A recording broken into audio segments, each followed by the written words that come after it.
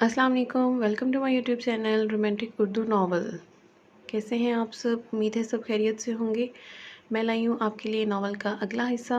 Novel शुरू करने से पहले मेरे चैनल को प्लीज़ लाइक कर दें, सब्सक्राइब कर दें और शेयर करना ना भूलें। तो शुरू करते हैं नावल का अगला हिस्सा।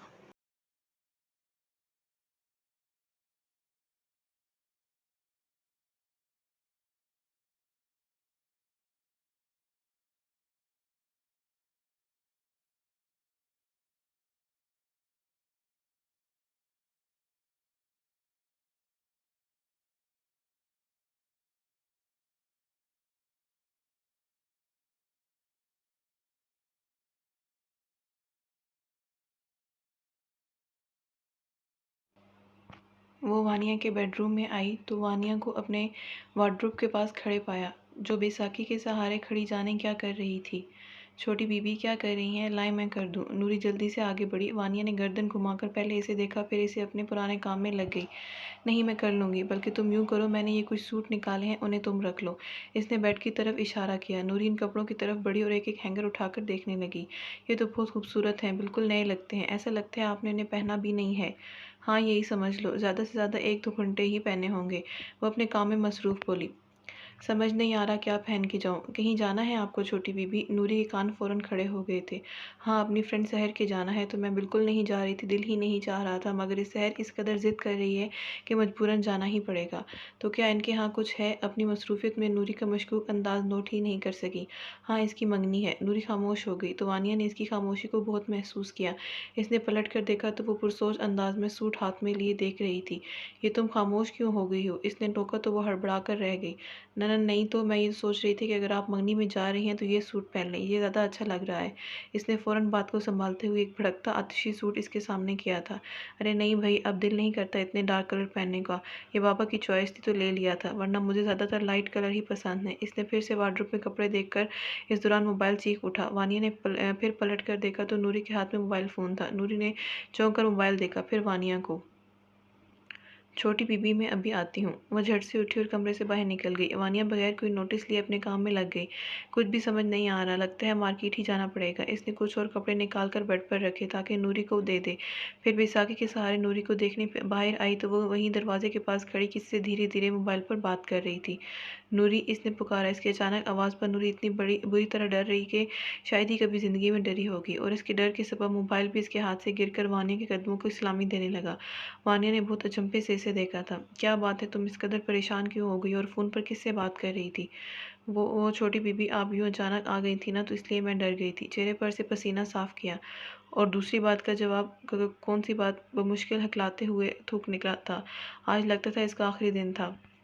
फ़ोन किसका था? नूरी ज़रा सख्ती से पूछा, जाने कि वो अपने शक को झटक ही नहीं पा रही थी। मेरे मियाँ का था जी। तो अपने मियाँ से तुम वहाँ कमरे में भी बात कर सकती, यहाँ क्यों आई?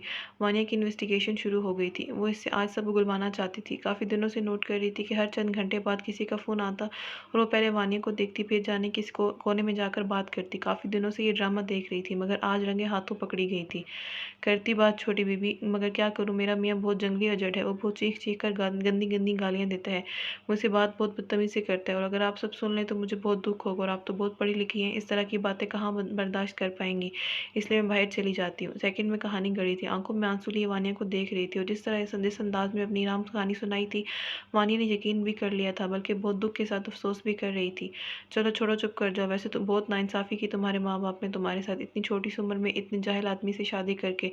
मुझे तो हैरत है, तुम इतना सब कुछ बर्दाश्त क्यों कर रही हो, छोड़ क्यों नहीं देती हो? वो आराम से आगे बढ़ी और नूरी के बहते आंसू साफ किए। नहीं बीबी, हमारे यहाँ ये नहीं होता, हमें हर हाल में ये रिश्ता निभाना पड़ता है। इसकी नज़र ज़मीन पर पड़े मोबाइल पर पड़ी तो बहुत कुछ याद आ गया। छोटी बीबी, आपको कोई काम था मुझसे? इसने अपने दुपट्टे के पल्लू से अपनी आंखें साफ की। हाँ देखो, मैं बिल्कुल भूल गई। ऐसा है कि तुम वो मेरे साथ सारे कपड़े ले लो जो मेरे बेड पर पड़े हैं, मैंने कुछ और भी निकाल दिए। इसके बाद मेरे साथ मार्केट चलो। जी बेहतर छोटी बीबी, और अब रोना मत। वानी ने मुस्कुराते हुए इसका गाल थपथपाया और बैसाखी संभाले वहाँ से कमरे में आ गई। वानिया के जाने के बाद नूरी ने मोबाइल देखा, मोबाइल उठाया, वहाँ स्क्रीन पर अभी भी मौजूद था। लाइन कट नहीं गई थी, बल्कि इनके माबैन होने वाली सारी गुफ्तगू इसने सुन ली थी। नूरी ने मोबाइल कान से लगाकर कुछ बताकर बंद कर दिया। ड्राइवर इन दोनों को शॉपिंग मॉल के करीब छोड़कर पार्किंग लॉट की तरफ बढ़ गया। बीबी जी, ये वाली ले लीजिए। नूरी ने पर्पल कलर का कॉटन का कढ़ाई का फैंसी सूट दिखाया, जो डमी पर लटका बहुत खूबसूरत और काफ़ी महंगा भी लग रहा था। वानिया ने देखा तो उसे बहुत भारी काम का लगा था। नहीं नूरी, ये बहुत ही भारी काम का है और बहुत डार्क कलर भी लग रहा है। इसने एक नज़र देखा और आगे बढ़ गई। नूरी ने कुछ नहीं कहा, बल्कि अपने पीछे देखा, जब जहाँ कोई नहीं था। वानिया आगे बढ़ती जा रही थी। इसने पीछे पलट के नहीं देखा कि नूरी आ भी रही है या नहीं। वो वानिया पर एक आखिरी निगाह डालती आहिस्ता आहिस्ता पीछे खिसकती चली गई। वानिया शीशे के इस पार दो डमी के आगे रुक गई। एक डमी पर डार्क शॉपिंग पिंक कलर था, जिसके दुपट्टे पर चारों तरफ एप्लिक के साथ कढ़ाई की गई थी, जहाँ गले के साथ सिर्फ दामन पर कढ़ाई की गई थी, मगर वो भी इस कदर हैवी लग रहा था और कलर भी बहुत डार्क था। वो इतनी मनमक थी कि महसूस ही ना कर सकी कि इसके मजबूत आईनी बाजू का हिसार इसके गिर्द बांध गया है। अफरीदी ने अपना चेहरा इसके नाजुक कंधे पर टिका दिया। मुझे ये कलर बहुत पसंद है, तुम पार्टी में ये कलर पहन के जाओगी। गंभीर आवाज़ इसके कानों में गूंजती सही मानों में सर तो पैर से सलगा गई थी। वो बुरी तरह इसकी मजबूत गिरफ्त से निकलने की कोशिश कर रही थी, मगर नाकाम, क्योंकि मुकाबिल की गिरफ्त किसी चट्टान की तरह ताकतवर थी। क्या बेहूदगी है, कोई मैनर्स नहीं है तुम में या नहीं? वो भरपूर कोशिश कर रही थी इस बंद को तोड़ने की। देखो छोड़ दो मुझे, वरना मैं शोर मचा के सबको इकट्ठा कर लूँगी। अच्छा तो फिर बेगम साहिबा, आप शोर मचा के किसको बुलाएंगी? क्योंकि इस वक्त इस मॉल में मेरे और तुम्हारे अलावा तो कोई नहीं है। इसके हाथ पैर ठंड पड़ने लगे थे। आफरीदी ने इसका रुख अपनी सिमत किया, जहाँ किस मौत का साया लहरा रहा था।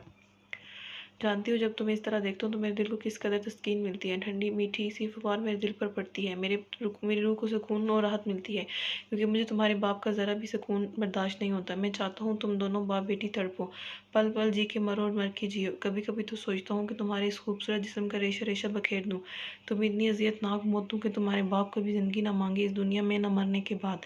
आफरीदी ने बहुत बेबाकी से इसको ऊपर से नीचे तक देखा था। इसकी इस कदर खौफनाक बात पर वो डर खौफ से पीछे हटी के पीछे खड़ी खिड़की या शीशे की दीवार से जा लगी।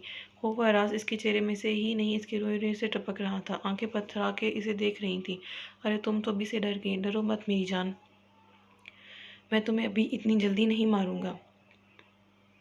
वो हौले से इसके बेहद नज़दीक आया था और अपनी दोनों हथेलियां इसके आसपास शीशे पर यूं टिका दी कि इसके जाने का रास्ता बंद होकर रह गया। अभी तो सिर्फ तुम्हारे दिलो दिमाग ने मेरे होने का एहसास किया है, वो भी डर खौफ का। तुम्हारे वजूद, तुम्हारी रग को भी अभी तक अपने वजूद का एहसास दिलाना है,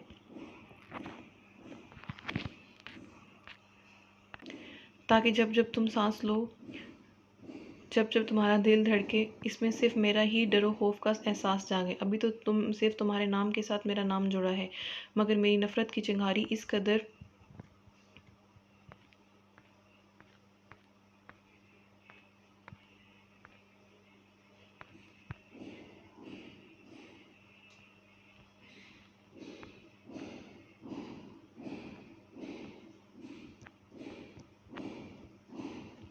मगर मेरी नफ़रत की चिंगारी से तुम्हारा नाम ही नहीं, तुम्हारे वजूद को रूह समेत खाकस्तर करना बाकी है।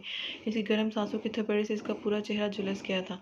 बख्श दो मुझे, खुदा के लिए मेरा पीछा छोड़ दो। मैं नहीं जानती कि मुझसे या मेरे बाबा से कहाँ गलती हुई, कहाँ नाइंसाफ़ी, मगर मैं तुमसे माफ़ी मांगती हूँ।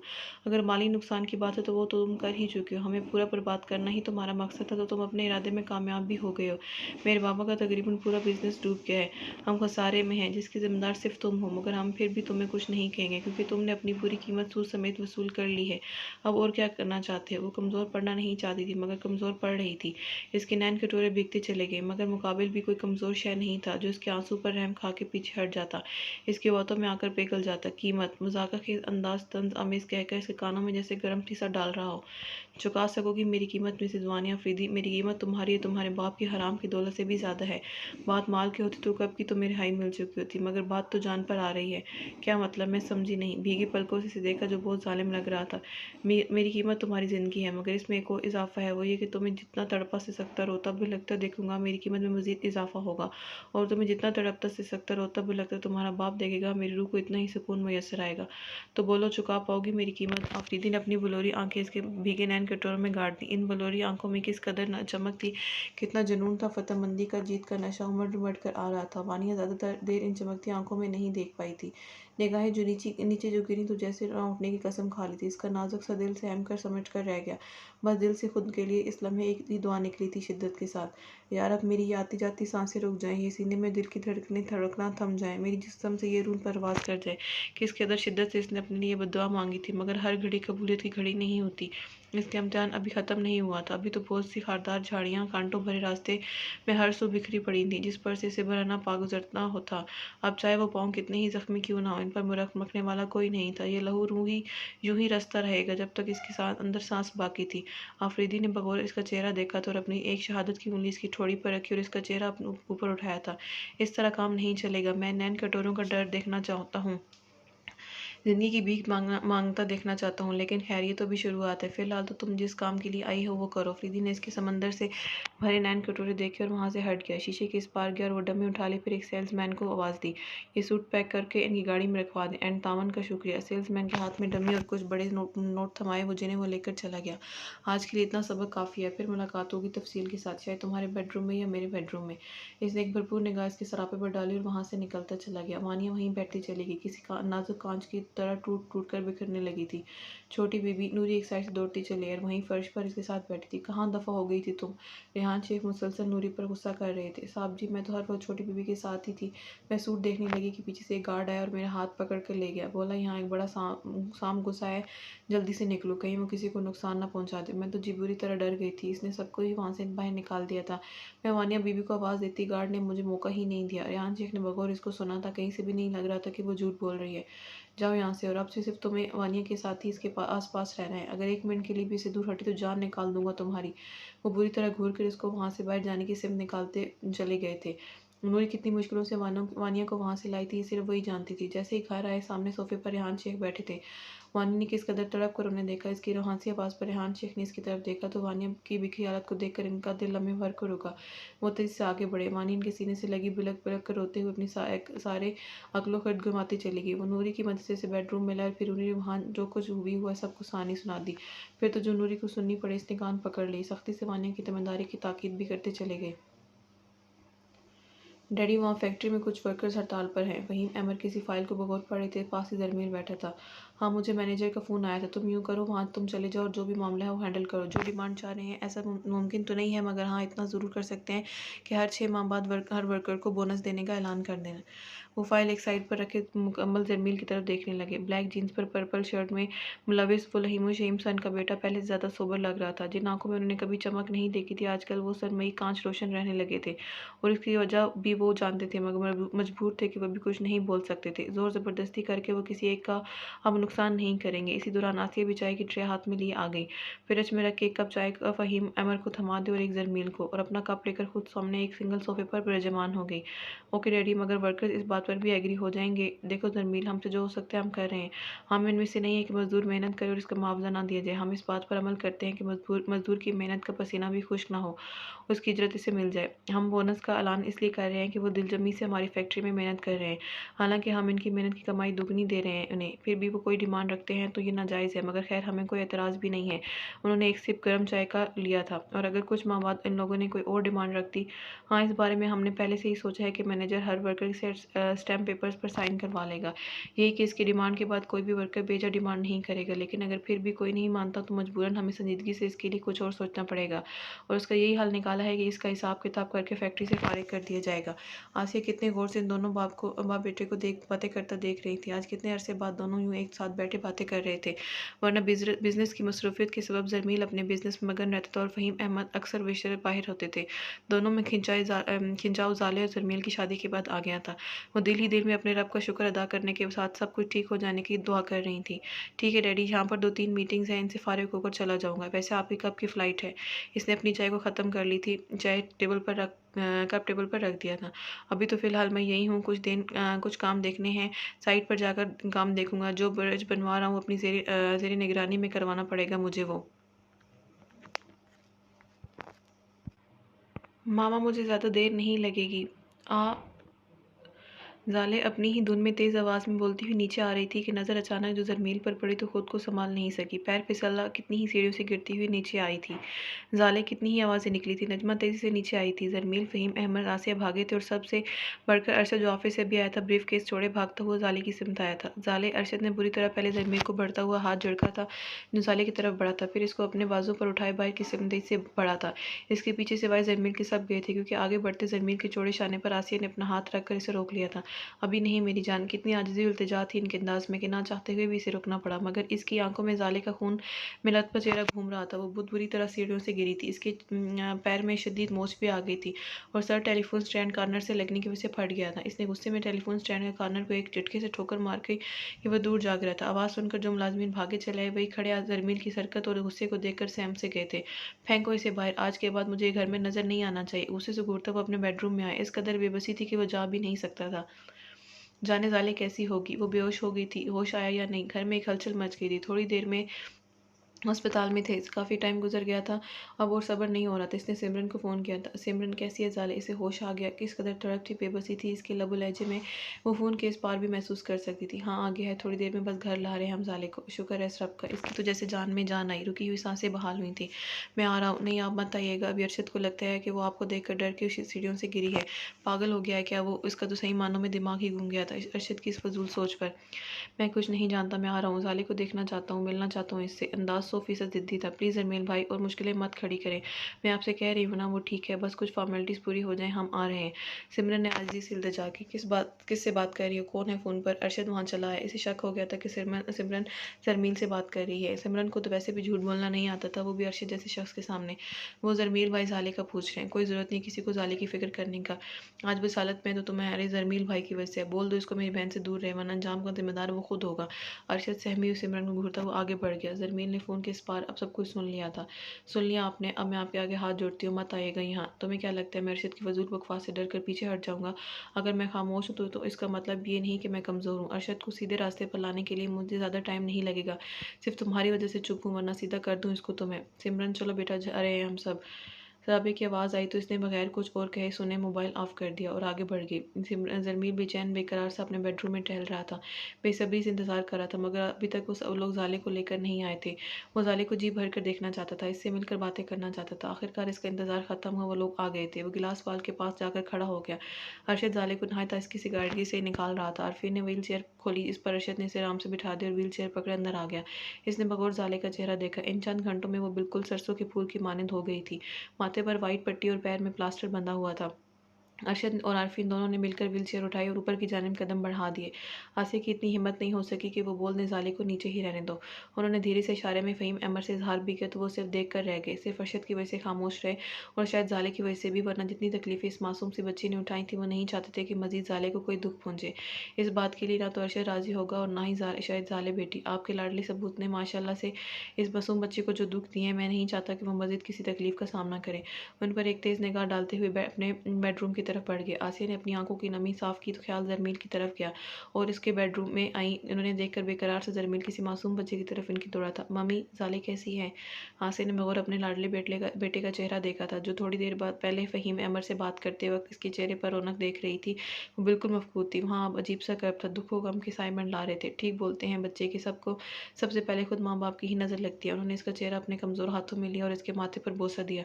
इनका बेटा सजा काट रहा था, ज़ाले की जुदाई के गम में घुल रहा था और ये सब आसिया से बर्दाश्त नहीं हो रहा था। वो अपने इकलौते बेटे को इस तरह बिखरा हुआ नहीं देखना चाहती थी, मगर करती भी तो क्या करती, कुछ समझ भी नहीं आ रहा था। वो अब ठीक है, ऊपर ले गए हैं अरशद और आरफीन ज़ाले को। मम्मी मैं ऊपर जा रहा हूँ। वो जाने लगा। आसिया ने इसकी चौड़ी कलाई पकड़ ली। नहीं तुम ऊपर नहीं जाओगे। मगर क्यों मम्मी? मैं ज़ाले को देखना चाहता हूँ। इसके हर अज़ू में बेकरारी बेचैनियाँ आती। ऊपर अरशद भी मौजूद है, वो तुम्हें देखेगा तो गुस्सा करेगा। तो करने दे, वो तो है ही सदा का बेवकूफ़। मेरी जान, घर में हंगामा होगा। आपके डैडी भी हैं घर पर और तुम जानते हो कि वो ज़ाले के मामले में अरशद की फेवर में है। वो किसी अनहोनी के हो जाने से डर रही थी। मैं किससे नहीं डरता, मैं जा रहा हूँ। जो कल होगा वो आज ही हो जाए। खुदा के लिए ज़रमील मत करो इस तरह, वरना मेरा दिल फट जाएगा, मैं मर जाऊँगी अगर अब तुम मुझसे दूर हो गए तो। वो रोते ही इसके बेड पर बैठ गई। ज़मीर भी तड़प कर इनकी तरफ बढ़ा। इन्हें इस तरह रोते देखकर इसका दिल खून हो गया। मम्मी इस तरह क्यों बोल रही हैं आप हैं तो मैं हूँ, वरना मेरी औकात ही क्या है। लेकिन मम्मी समझने की कोशिश करें, मैं ज़ाले को बहुत चाहने लगा हूँ। इसके बगैर रहने का तसव्वुर भी सुहाने रूह है मम्मी। वो अपनी घुटनों को पकड़े कारपेट पर बैठ गया था। मैं जानती हूँ मेरी जान, तुम ज़ाले को बहुत चाहते हो, मगर हालात जिस नहज पर हैं, थोड़ा सा सब्र कर लो। इंशाल्लाह फैसला तुम्हारे हक में ही होगा। ज़ाले तुमसे नाराज़ है, मगर मेरा ईमान है वो जल्द मान जाएगी। वो तुम्हें कहीं छोड़ कर नहीं जाएगी। उन्होंने इसके गाल पर हाथ रखा, फिर वो कुछ नहीं बोला। खामोशी से आसिया को देखकर उनके हाथ पर अपना हाथ रख दिया। वो सब इस वक्त ज़ाले के बेडरूम में मौजूद थे। सिमरन इसके लिए चिकन सूप बनाकर लाई थी और अपने हाथों से पिला रही थी, जबकि नजमा इसके सराहने बैठी इस पर कोई न कोई आयत पढ़ के फूंक रही थी। चलो अच्छा है, हम ज़ाले के बगैर ही पिकनिक मनाने चले जाएंगे। वैसे भी मैं तो ये सोच रहा था कि हमें वहाँ किस कदर तंग करेगी, खासकर शॉपिंग पर जाने पर। आरफीन ने हंसते हुए इसे देखा था। आरफीन भाई, अच्छा नहीं होगा अगर आप लोग मेरे बगैर गए तो। मैं किसी को नहीं बख्शूंगी। इतना बोलने पर इसके सर पर जोर से दर्द की टेस उठी थी कि वो सर थाम के रह गई। इतनी चोट लगी है, मगर लड़ने से बाज मत आना। खुद भी तकलीफ में रहना और मुझे भी तकलीफ में रखना। नजमा ने बुरी तरह से डांटते हुए इसका सर थामा और आराम से इसे लिटा दिया ताकि वो सुकून से सो जाए, मगर शायद तकलीफ से ही नींद नहीं आ रही थी। मामा नींद नहीं आ रही है। इसने नजमा के हाथ थाम लिए। तो मेरी जान, सोने की कोशिश करो। नहीं आएगी अगर ये लोग मेरे बगैर पिकनिक पर चले गए तो। उफ मेरे खुदा, नजमा ने अपना सर थाम लिया। अपनी हालत देखिए, इस हालत में पिकनिक मनाने जाओगी। उन्होंने इसके प्लास्टर शुदा पाँव और सर पर बंदी पट्टी की तरफ इशारा किया था। और क्या मैं तुम्हारे बगैर इन लोगों को जाने दूंगी? राबिया ने कहा। ज़ाले पूरी पागल हो तुम। सिमरन ने भी मुस्कुराते हुए इसके बालों में उंगलियां सहलाई थी। किस कदर प्यार से देखा था इसने ज़ाले को, चाहते हुए भी तो बहुत थी इसको। सिमरन भाभी, मैं ठीक तो हो जाऊंगी ना 1 हफ्ते में, अगर मुकम्मल रेस्ट करोगी तो, और ज़बान को भी मुकम्मल रेस्ट दोगी तो और जल्दी ठीक हो जाओगी। आरफीन ने फिर से छेड़ा। आरफीन भाई, आपको तो मैं ठीक हो जाने के बाद देखूंगी, छोड़ूंगी नहीं। इसने घूर के आरफीन को देखा जो मुसलसल मुस्कुरा रहा था। अच्छा बस, अब और ज़्यादा मत बोलो और आरफीन उठो यहाँ से। जब तक तुम यहाँ बैठे रहोगे ज़ाले से यूं ही नोक झोंक होती रहेगी। ज़ाले को जितनी अच्छी नींद आएगी इतना ही सुकून मिलेगा।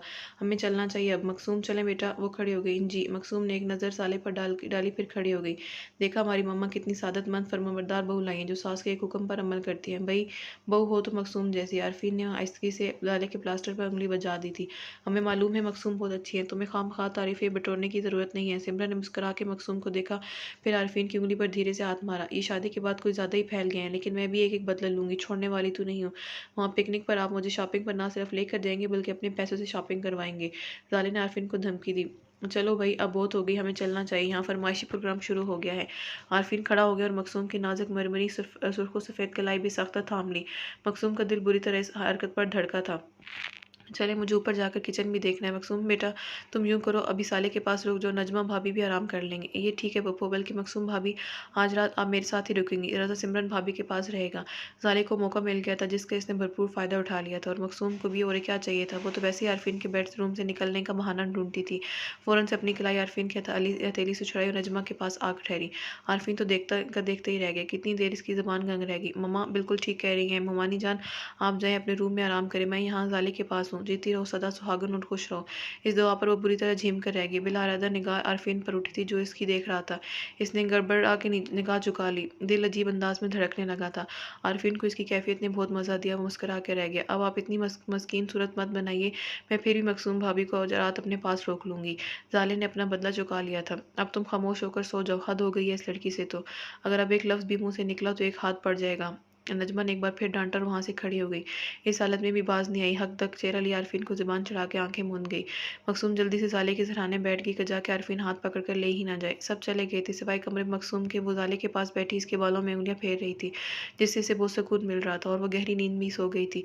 रात का एक पहर गुजर गया। इस दौरान अरशद और सिमरन भी देखकर जा चुके थे, बल्कि सिमरन ने तो बोल भी दिया था कि वो चली जाए, मैं हूँ यहाँ, मगर वो नहीं मानी, बल्कि रात यहीं रुकने का फैसला भी कर चुकी थी। मकसूम कोई मैगजीन हाथ में लिए इसे देख रही थी। इसके सेल पर मैसेज टून बजी। इसने मोबाइल उठाया तो वहाँ स्क्रीन पर आरफीन मैसेज जगमगा रहा था। इसने ओपन कर दिया। वहाँ लिखा था, बहुत सुकून महसूस कर रही होगी मुझे यहाँ अकेला करके। वो धीरे से मुस्कुरा दी, मगर कोई रिप्लाई नहीं किया। फिर मैसेज टून बजी। अगर थक गई हो तो मैं आ जाऊँ आपके पास। इसने जवाब दिया, नहीं मैं बिल्कुल ठीक हूँ, प्लीज़ आप सो जाइए। जवाब आया आरफीन का। आपके बगैर आदत नहीं है सोने की। मगर मकसूम ने कुछ नहीं लेगा। इसकी जुबानी बात पर इसका चेहरा ब्लश करने लगा। थोड़ी देर बाद फिर मैसेज आया, आई मिस यू। मकसूम के गालों के डिंपल गहरे हो गए थे। सुर्ख सफ़ेद रंगत में मजीद सुर्खी घुलने लगी थी। हालांकि कुछ ऐसे मरासम भी नहीं थे। वो कमरे में साथ ज़रूर होते मगर वो बहुत कम बोलती थी। आरफी ने कुछ पूछ लिया तो हूँ हाँ में जवाब दे दिया। वो कोई ऐसी हरकत नहीं करना चाहती थी कि अपनी बेस्ट फ्रेंड सोमी के सामने शर्मिंदा होना पड़े। वो खुद को बहुत सीन सीन कर रखने वाली लड़की थी। अपने जज्बातों से साथ हमेशा अपने अंदर छुपा कर रखती थी। खुद को कभी किसी पर अयां करना अपने मिजाज के खिलाफ समझती। बहुत सख्त असूल थे इसके दिल के जिसकी वो पाबंद थी। मगर आरफीन फिर भी कोई ऐसी बात ज़रूर कर जाता कि सब सोचती भी तो दिल छलनी हो जाता। रूह जख्म जख्म हो जाती, पैरों के नीचे से ज़मीन निकल जाती तो सर से आसमान हट जाता। इसने को बस सिर्फ सोमी का इंतज़ार था। वो किसी भी तरह यहाँ आ जाए या फिर इससे फ़ोन पर रब्ता कर ले तो यहाँ से जाने में वो एक मिनट पल नहीं लगाएगी। मैसेज टू ने एक बार फिर बजी, जहाँ जिसे इसने पढ़े बगैर ही डिलीट कर दिया, बल्कि मोबाइल का स्विच ऑफ कर दिया कि मज़ीद वो खुद को उलझन में नहीं डाल सकती थी। नहीं आरफीन, मैं किसी भी खुशफहमी को अपने दिल में जगह नहीं दे सकती, क्योंकि मुझे मालूम है आज नहीं तो कल मुझे आपकी ज़िंदगी से हमेशा हमेशा के लिए जाना है। इसकी सी आंखों में नमी सी भरने लगी। वो अपने बेड पर नीम दराज हाथ में मोबाइल लिए मकसूम की तस्वीर देख रहा था जो उसने मकसूम से छुप कर खींची थी। आज बेडरूम ही नहीं, इसका दिल भी खाली खाली हो रहा था। मसाइल चाहे जो भी रहे हों, मगर ये सच था कि वह मकसूम का आदी हो चुका था। दिल को इसको देखने का पाबंद हो चुका था। रात के 2 बज चुके थे मगर नींद आंखों से कोसों दूर थी। इसने दिल के हाथों मजबूर होकर मकसूम को मैसेज भेजा। वो जानता था कि वो क्या सोचती है, क्या चाहती है। इसके सोचों के धागे मकसूम के ही इर्द गिर्द घूमते थे। इसकी हर सोच इस तक रसाई रखता था, मगर वो जो चाहती थी वैसा होने नहीं देगा, चाहे ज़िंदगी भर इंतज़ार क्यों ना करना पड़े। खुद से मकसूम को जुदा करना, ये सोचना ही सुहाने रूह था। वो बहुत मिस कर रहा था इसे। वो कमरे में होती थी, यही मौजूदगी इसके लिए काफ़ी थी। बल्कि खामोश रहती थी। इसने कुछ पूछ लिया तो वो मुश्किल जवाब दे दिया, वरना चुप रहती थी। इसने फिर मैसेज भेजा कि वो आ जाए इसके पास। जवाब में जो इसने लिखा वो मुस्कुराने पर मजबूर कर गया। मकसूम बेगम, आप तो अपने साथ मेरी नींद, मेरा चैनो करार सब ले गई हैं। वो इसकी तस्वीर से हम कलाम हुआ। इसने फ़ोन करना चाहा तो पावर ऑफ का मैसेज मिला था, जनाब ऐसे आपसे हम आपसे पीछा नहीं छुड़ा सकती हैं। इसने एक फैसला किया और खड़ा हो गया। गजाले के बेडरूम की सिमत बढ़ रहा था कि सामने से जरमील आता दिखाई दिया। अरे जरमील, तुम अभी तक जाग रहे हो?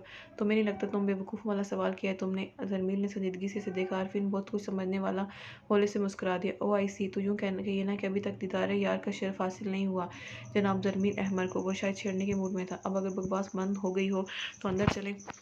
वो जल्द से जल्द जाले को देखना चाहता था। इसकी बेकरारी इसके हर उज़्व से अयां हो रही थी। आरफीन ने बगौर इसको देखा था। इसकी बेकरारी बेचैनी का आलम तो खुद इससे भी ज़्यादा था। फिर इसको छेड़ने का मौका तर्क करते हुए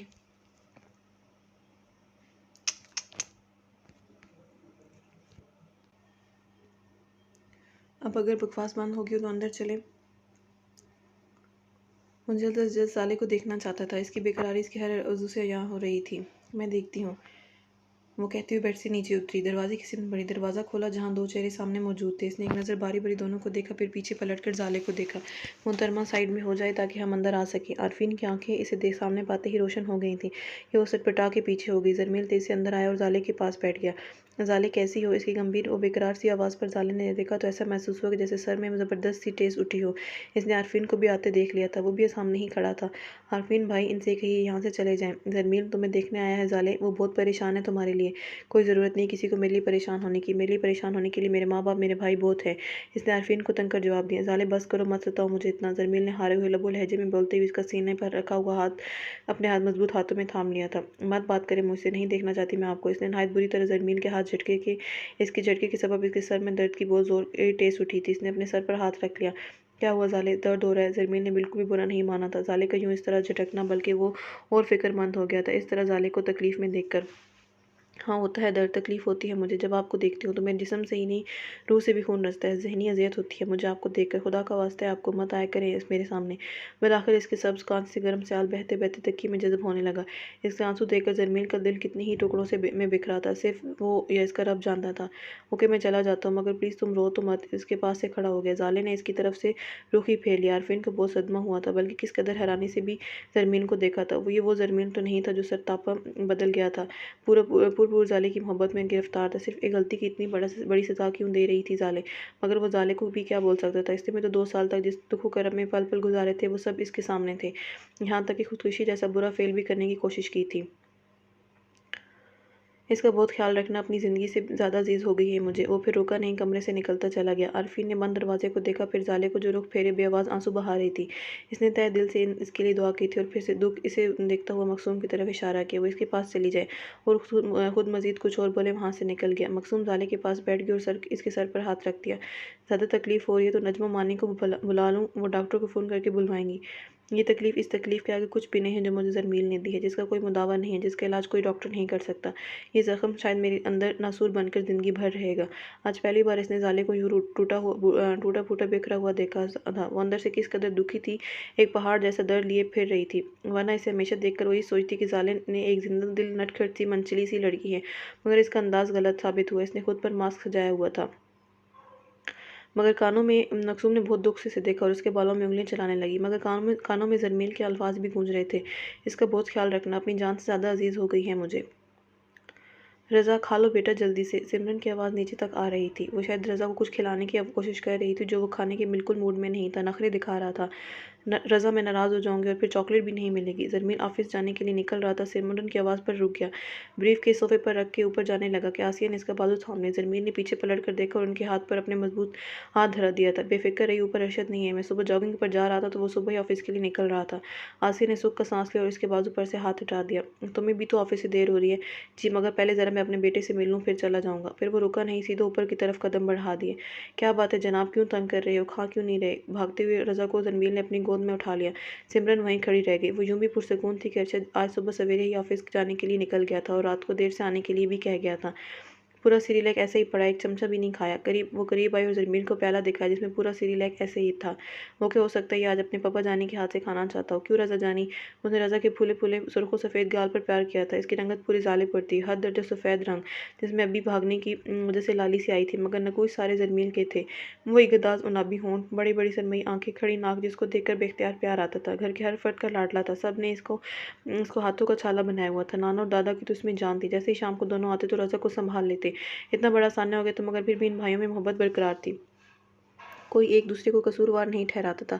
हाँ, दिल अंदर से उदास थे, शर्मिंदा थे, मगर नन्हे रज़ा के आने से सबका दिल बहल गया, खुद ज़ाले का भी। मगर एक फ़र्द था इस घर में जो कुछ भी ना तो भूलने को तैयार था और ना ही माफ़ करने को तैयार, वो था अरशद। ज़ाले के साथ की गई नाइंसाफ़ी को वो किसी तरह ना तो भूलने को तैयार था और ना ही भुलाने को। इसके दिलो दिमाग में एक बात बैठ गई थी तो इसी बार अमल होगा। कोई बीच में नहीं बोलेगा। ये इसका अपना फ़ैसला था जिसमें ज़ाले बराबर की शरीक थी और ज़रमील बस यहीं से हार गया था। ज़ाले इसका साथ किसी सूरत नहीं देगी। वो अपने भाई अरशद के साथ थी, मगर वो भी ज़रमील था। जान तो दे सकता था मगर ज़ाले को किसी कीमत पर नहीं छोड़ेगा। वो इन्हीं गहरी सोचों में घिरी थी कि रज़ा की किलकारियों ने इसका ध्यान इसी समझ से हटाया। ज़रमील भाई, एक काम करें, आज अपने बेटे को आप सीरियलैक खिलाएं जब तक मैं ज़ाले के लिए सूप चढ़ा के आती हूँ। इसने प्याला ज़रमील के आगे बढ़ाया था, जिसे ज़रमील ने मुस्कुराते हुए थाम लिया, मगर ज़ाले के जिक्र पर इसकी गद्दाज़ी अनाबी लबों की मुस्कुराहट सिमट कर रह गई। ज़ाले कैसी है सिमरन? रात का मंजर एक बार फिर इसके सरमई कांच में किसी फिल्म की तरह चलने लगा। वो चाहता तो अंदर चला जाता, कोई नहीं रोक सकता था, मगर इस वक्त वैसे ही इतनी तकलीफ में थी, फिर से जाकर इसके सामने इसको तकलीफ नहीं देना चाहता था।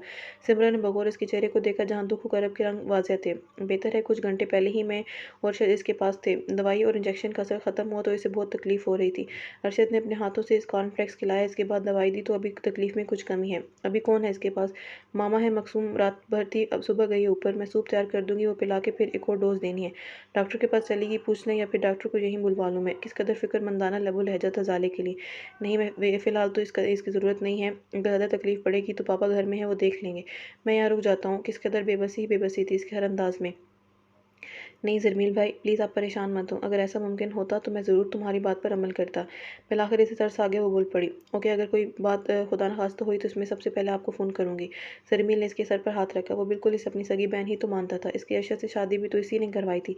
घर का हर फर्द जानता था कि ज़रमील हेरा और सिमरन में कोई फ़र्क नहीं करता।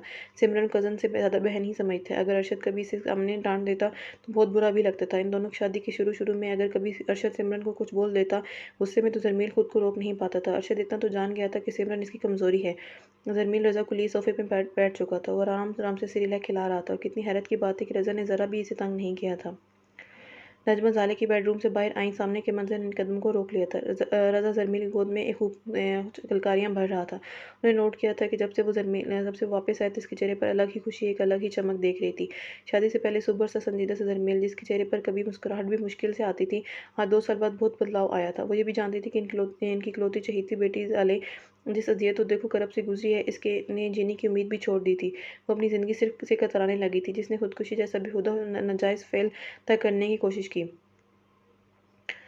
और आज अगर इनकी दुआएं मुस्तजाब हुई थी तो ज़ालिया नाराज़ थी। ज़रमील ज़ाले को हर हद तक मनाने की कोशिश कर रहा था, मगर वो मुसलसल नाराज़ थी। वो नहीं जानती थी कि अगर खुदा न खास्ता कोई संगीन फैसला हो गया तो सबसे ज़्यादा नुकसान खुद इसका अपना ही होगा, जो कि वो नहीं चाहती थी। वो एक माँ थी, माँ की नज़रें अपनी औलाद के लिए नहायत ज़ेरिक होती हैं। ज़ाले का मुस्तकबिल ज़रमील के साथ था बहुत रोशन था, जो कि अपनी नाराज़ी व बेवकूफ़ी में वो देख नहीं पा रही थी। ज़रमील बहुत शानदार बेहतरीन शोर साबित होता है इसके लिए, मगर वो इसे एक मौका तो देती। मगर कोई कुछ भी करे, उन्हें इस बात का अज़द यकीन था कि ज़रमील ज़ाले को मना लेगा, इसे इस कीमत पर छोड़ेगा नहीं। रज़ा से हंसते हुए इसकी निगाहें समत अचानक उठी। जहाँ नजमा को गहरी सोच में गलता अपनी सिमत बखौर तक देखता हुआ वो पाया। अस्सलाम वालेकुम चाची जान। वालेकुम सलाम, जीते रहो। धीरे से मुस्कुरा दी। नाश्ता करोगे? नहीं, नाश्ता नीचे से करके आया हूँ, मैं ऑफिस के लिए निकल रहा था। रज़ा की आवाज़ आई तो ऊपर चला। इसने गोद में चढ़े रज़ा को प्यार से देखा था। ज़ाले से मिले थे, उन्होंने इसकी सरमई कांच में इसका अक्स देखा था। जी, वो बहुत नाराज़ है, तुम इसे मनाओगी नहीं? वो बहुत सख्त नाराज़ है मुझसे, आप इसे समझाएं। बहुत समझाया, अभी भी समझाया, तो जानते हो क्या जवाब दिया? वो एक लम्हे के लिए चुप सी हो गई। ज़रमील ने इनकी चुप को सवारी नज़र से देखा था। क्या? वो कहती है मैं मर जाऊंगी, मगर ज़रमील के पास वापस नहीं जाऊंगी। बोलते वक्त चंद मोती टूट कर अपना असल खोते चले गए। इनकी आंखों में इन्हें जाने क्यों अपना दुख इस शख्स के आगे अयां कर दिया, जो कि इनकी बेटी की ऐसी हालत का जिम्मेदार था। मुझ में अब हौसला नहीं है ज़ाले को कुछ होता हुआ देखते हुए। मेरा सब्र, मेरी बर्दाश्त खत्म हो गई है। ज़ाले बहुत बिखर गई है, मैं जानती हूँ। अगर बोलती है, हंसती है, मुस्कुराती, तो सच्ची खुशी इसके चेहरे से मफकूद है।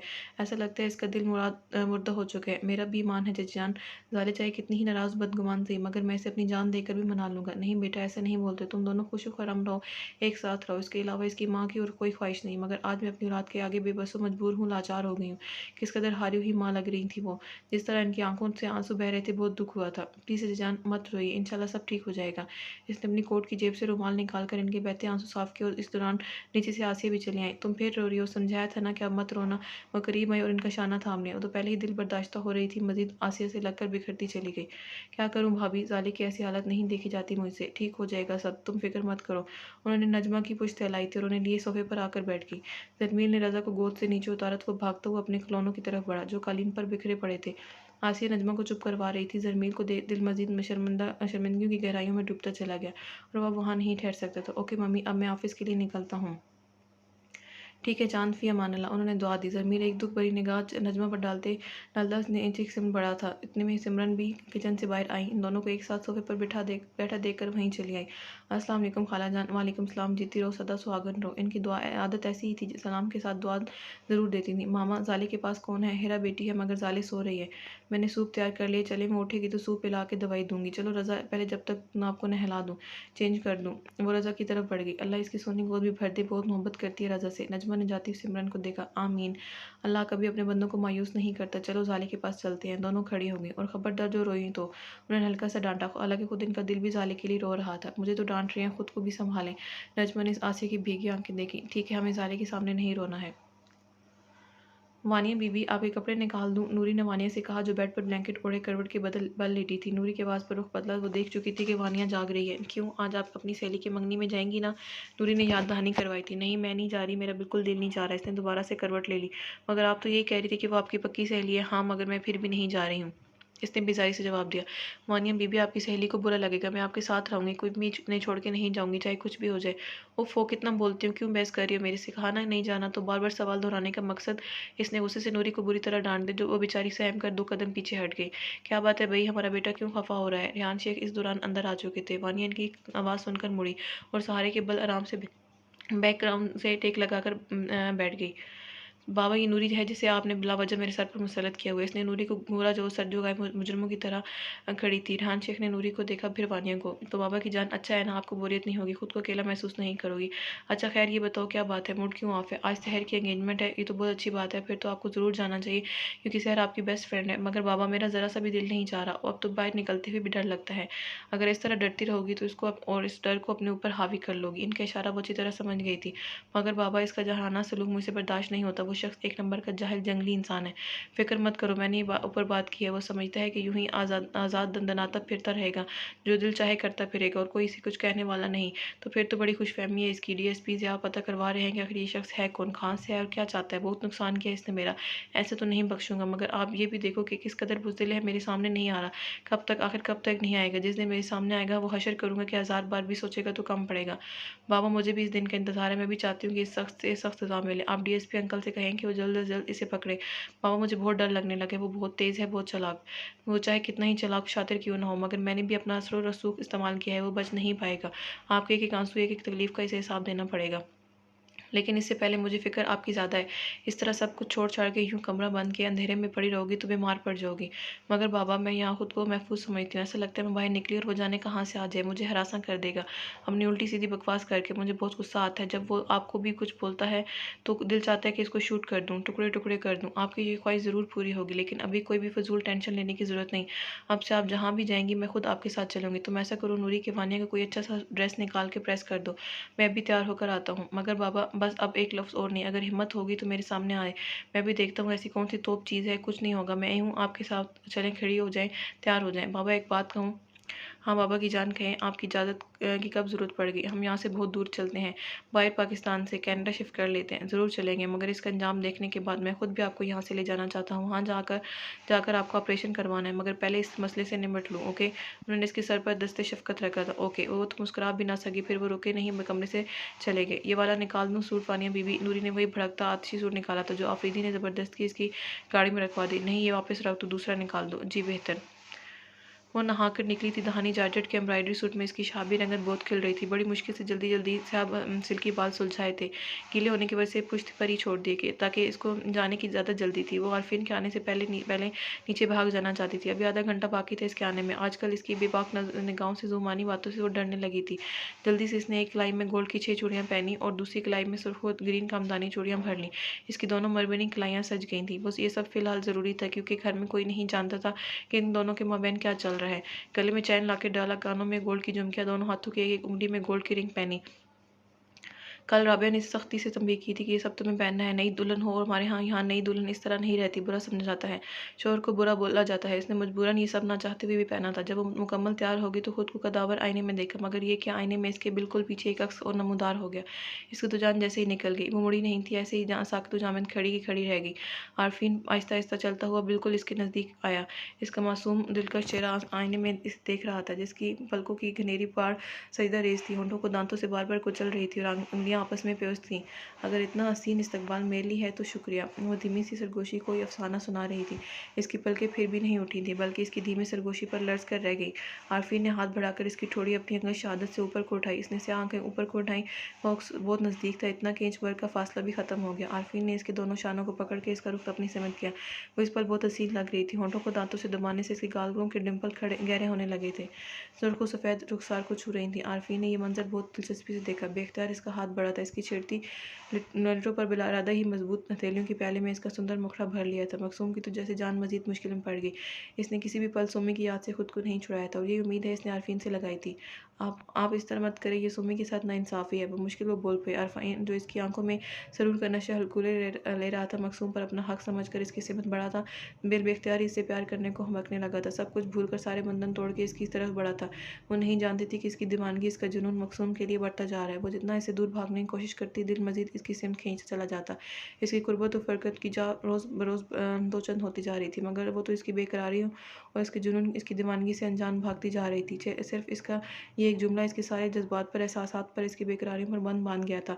इसने बगौर इसके चेहरे को देखा, जहाँ बेबसी थी। अपनी बेकरारी में वो देख ही नहीं पाया कि खुद को छुड़ाने की वो मज़ाहमत कर रही है। सॉरी, अपना वादा भूल गया था। अपने दिल को तुम्हारी तरफ बढ़ने से रोक नहीं पाया, लेकिन नेक्स्ट टाइम एहतियात होगी। इसने अपने हाथों को इसके चेहरे से पीछे कर 2 कदम पीछे हटा था। मगर एक बात कहूँ कि आप शुक्रिया अदा करें मेरा। अगर मेरी जगह कोई और होता तो मोहतरमा आप बच नहीं सकती थी। ये दिल बहुत कमज़ोर होता है, इसे सिर्फ चाह चाहिए होती है, और आप जैसी हसीन तरीन बीवी से कौन काफिर अपनी नज़रें चुराएगा। मगर ये गुनाह भी हमने अपने सर ले लिया है। जुबानी बात कहकर इसने एक मरबूर निगाह इस पर डाली और बगैर कुछ और कहे वॉशरूम में घुस गया। इसके जाने के बाद बगैर इसकी बात को समझे मकसूम ने तेज से अपना दुपट्टा उठाया, अच्छी तरह सर पर ओढ़े बाहर निकल गई। वो कमरा समेट रही थी। कुछ देर पहले जाले के पास से आई थी, अब तो आई तो अपना कमरा भी साफ करने की मोहलत नहीं मिली। इस कदर मसरूफियत रही थी। रज़ा के मैले कपड़े वॉशरूम में टब में डाले, इसके बिखरे खिलौने इसके बॉक्स में डाले, बेडशीट चेंज की, सफाई सुथराई करने के बाद अब नहाने के लिए वार्डरोब से अपने लिए अच्छा सा कॉटन का सूट निकाला। आज सुबह से हालत ख़राब हो गई थी, खुद को आईने में देखने की फुर्सत नहीं मिली थी। कपड़े मिल गए, बाल भी ऐसे हो रहे थे जैसे 2 दिन से नहीं बांधे हो। सुबह से मुंह भी एक बार धोया था। अरशद को तो सख्त नापसंद था इसकी ऐसी हालत।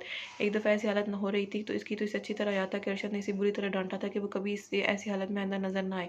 वो दिन था, इसके बाद से हमेशा इसने एहतियात कर ली थी। अरशद नहायत सफाई पसंद थे। वो ज़रा सी गर्दन के मिजाज पर गिरां गुजरती थी।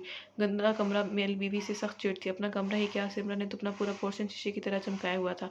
जो आता इसके सगड़ापे की तारीफ किए बिना नहीं रहता। हर काम में वो ताक थी। घर का कौन सा ऐसा काम था जिसे नहीं आता था। किचन में होती तो एक से एक जायकेदार डिशेस बना के खिलाती कि पेट भर जाए, मगर नीयत नहीं भरती क्योंकि वो एक मुकम्मल हाउस वाइफ थी। किसी शय की कमी नहीं थी इसे। सास का प्यार, नंद की मोहब्बत, शोहर की चाय, सबसे मिल मालामाल थी। बस ज़रा अरशद गुस्से के तेज थे जिससे वो ज़रा सी खौफ रहती, वरना कोई कमी नहीं थी। एक कमी ज़रूर इसमें रह गई थी। 11 साल हो गए थे इनकी शादी को, मगर इसकी सुनी नहीं होनी थी।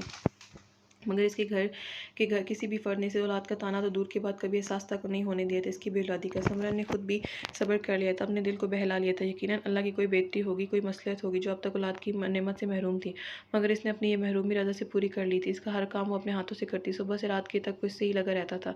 सिर्फ सोने जाले के पास जाता था, मगर आजकल वो भी नहीं जा रहा था। सिमरन अपने पास ही सुला रही थी। इसी सोचों में गलता बेड से अपने कपड़े उठाई थी कि अरशद आ गए। आप जल्दी आ गए? हाँ, मीटिंग से और ऑफिस वर्क से जल्दी फारिग हो गया था, मगर अभी 10 बजे की फ़्लाइट से नैरोबी के लिए निकलना है। तुम यूँ करो, मेरा सामान पैक कर दो। ये तुमने अपनी हालत क्या बनाई हुई है? इसने ऊपर से नीचे तक इसका बिगड़ा सरापा देखा। जी, दरअसल आज काम में इस कदर मसरूफ़ रही कि ख्याल ही नहीं रहा खुद का। काम का बर्डन चाहे तुम पर कितना ही क्यों ना हो, मगर मेरी ये लास्ट वार्निंग है। आइंदा सूली मुझे नज़र ना हो। अब जाओ, पहले अपना हुलिया दुरुस्त करो, फिर मेरा बैग पैक करना। मैं जब तक जाले के पास जा रहा हूँ। एक तेज़ निगाह इसके बिगड़ी हुलिये पर डालता कमरे से बाहर निकलता चला गया। वो जाले के बेडरूम में दाखिल हुआ जहाँ नजमा, सलीम, अमर बैठे थे। उन्हें सलाम करते हुए जाले के पास रखी चेयर पर आ बैठा। कैसी है मेरी गुड़िया?